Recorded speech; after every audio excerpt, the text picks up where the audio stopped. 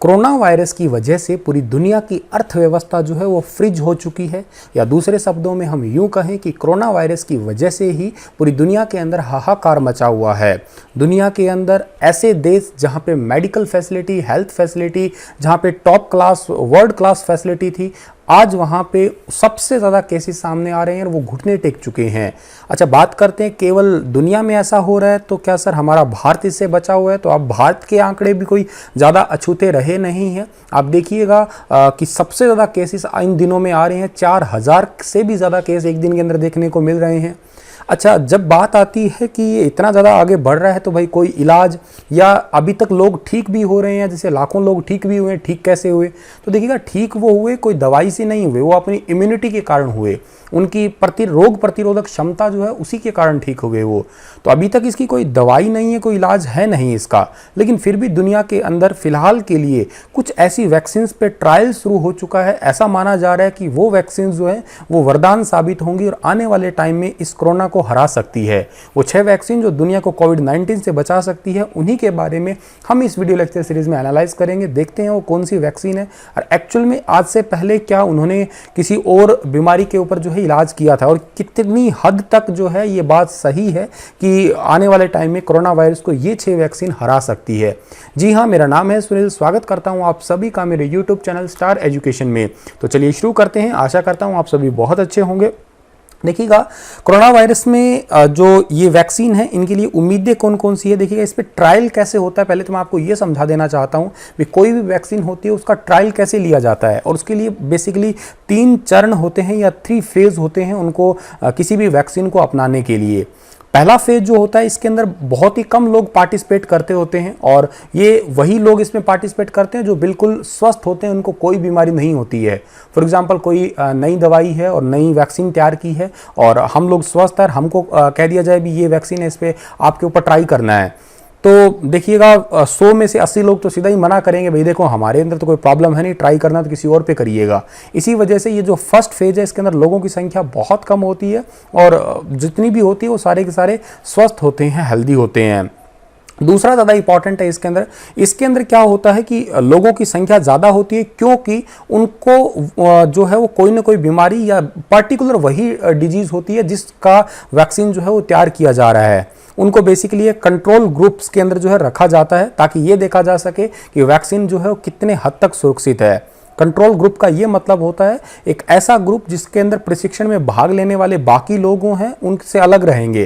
For example, मैं बात करता हूं कि कोविड-19 के 50 पेशेंट हैं, अब 20 लोग ऐसे हैं जिनको कंट्रोल ग्रुप में रखा गया है और 30 लोग ऐसे हैं जो नॉर्मल ग्रुप में हैं। उन 20 पे वो वैक्सीन ट्राई करवाई जाएगी, देखा जाएगा कि जो है 10 दिनों के अंदर एक को वो वैक्सीन दी जा रही है, एक को वैक्सीन नहीं दी जा रही है। तो देखते हैं दोनों में कितना का डिफरेंस आता है, इस वैक्सीन ने वास्तव में कितना काम किया है।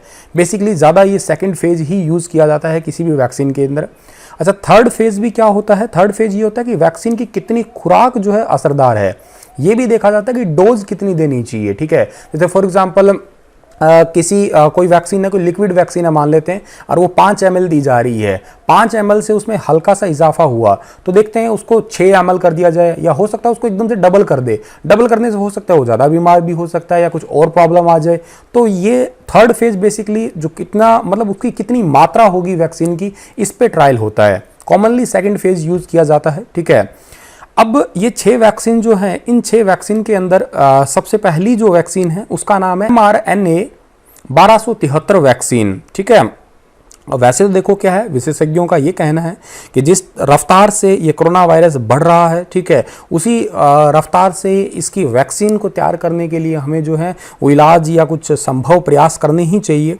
लेकिन अभी तक जो है कोई भी वैक्सीन तैयार नहीं हुई। अब आपके मन में सबसे पहला सवाल ये है कि दुनिया में इतने ज़्यादा रिसर्चर्स हैं, इतने ज़्यादा साइंटिस्ट बैठे हैं, तो एकदम से वैक्सीन बना क्यों नहीं दी है? तो देखिएगा, हमें ये नहीं भूलना चाहिए कि किसी भी वैक्सीन के जो डेवलपमेंट होती है उसमें सालों लग जाते हैं, कोई दिन लग जाते हैं, कई बार तो मतलब पूरे डिकेड बीत जाते हैं। 10-10, 20-20 सालों के बाद में जो है एक वैक्सीन तैयार होती है।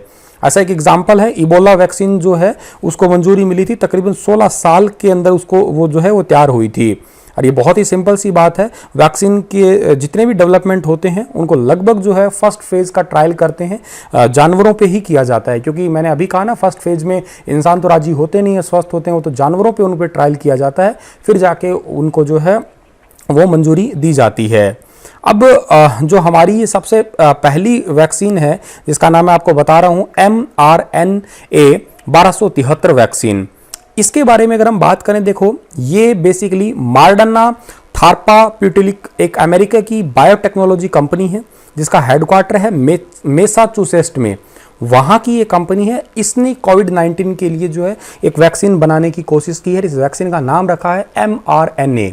अब ये RNA आपको समझना बेहद ज़रूरी है। उसका रीज़न ये है RNA समझने का, क्योंकि बेसिकली अभी जितने भी टेस्ट हो रहे हैं ना कोरोना वायरस के, उनमें क्या होता है कि वो चेक कैसे करते हैं, वो RNA कैसे टूटता है इसी को वो देखते हैं। RNA मतलब आपका राइबो न्यूक्लिक एसिड जो है ये किस तरीके से ब्रेक होता है अपनी फैमिली से, इसी से ही पता लगता है बेसिकली कि उसको कोरोना है या नहीं है।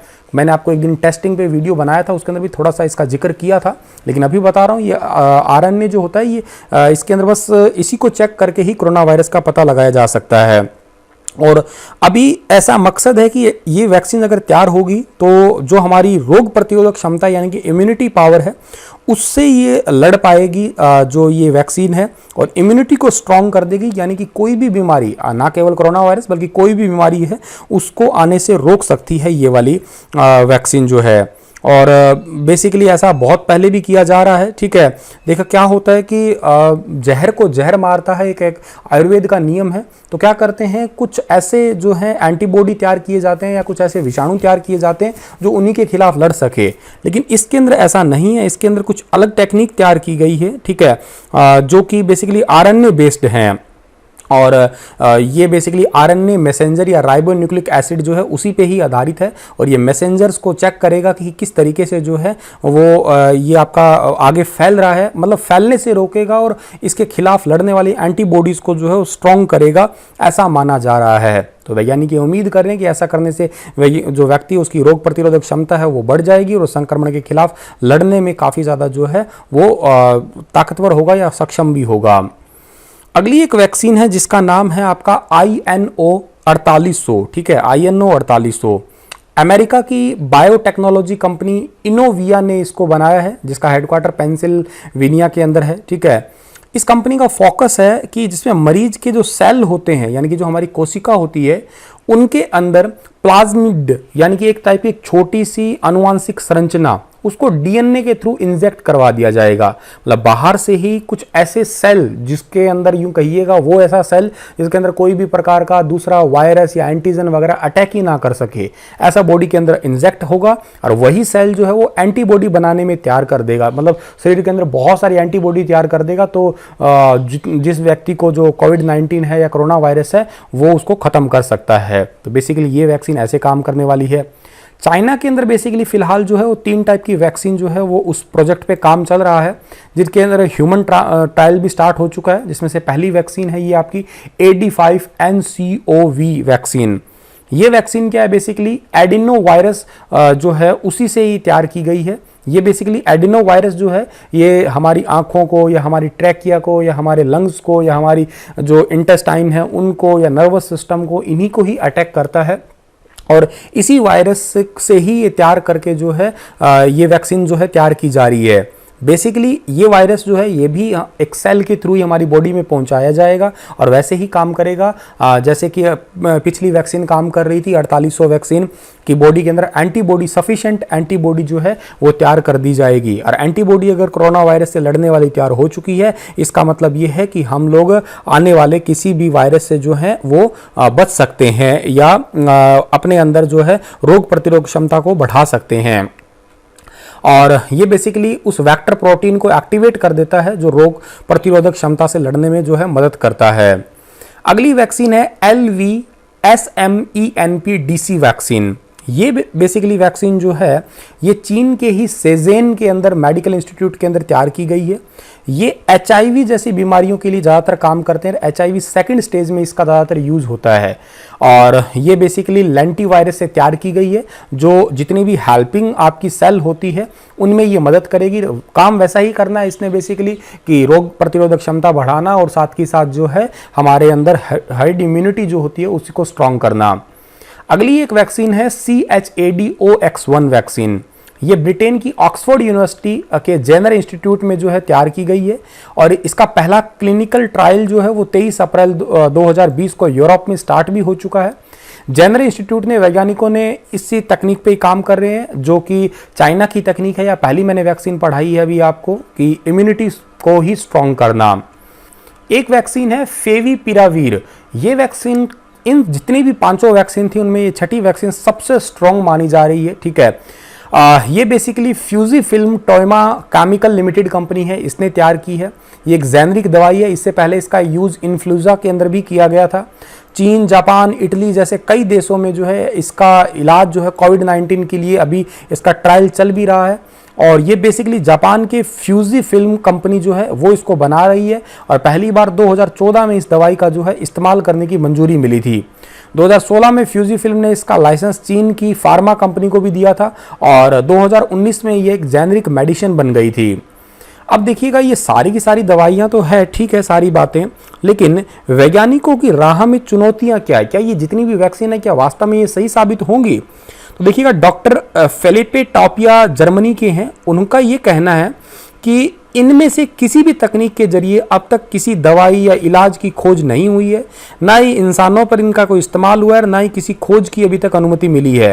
ये बात समझ में आती है कि लोगों को इन वैक्सीन के विकास पर बहुत सारी उम्मीदें तो हैं, लेकिन डॉक्टर फिलिप ये भी कहते हैं कि थोड़ा सावधान रहने की जरूरत है क्योंकि इन वैक्सीन का इतिहास में आज से पहले कभी यूज नहीं किया गया था, कहीं कि इनका कोई एग्जाम्पल नहीं मिलता है। तो ऐसा माना जा रहा है कि मतलब ये अभी सारी की सारी संभावनाओं पे है, पक्की इनमें से कोई बात है नहीं। ठीक है, तो चलिएगा यही एक छोटा सा एनालाइज था, आपको बताना जरूरी था कि ये वैक्सीन पे ट्रायल चल रहा है। यह सबसे ज़्यादा यूँ कहिएगा प्रिडिक्टेबल या सबसे ज़्यादा अभी आने वाले टाइम में जो मददगार साबित हो सकती है वो यही वैक्सीन है। चलिएगा इसी के साथ ये लेक्चर समाप्त होता है। आशा करता हूँ आपको चीज़ें समझ आई होंगी। कल फिर मिलेंगे हम लोग लेटेस्ट अपडेट के साथ में, तब तक के लिए धन्यवाद।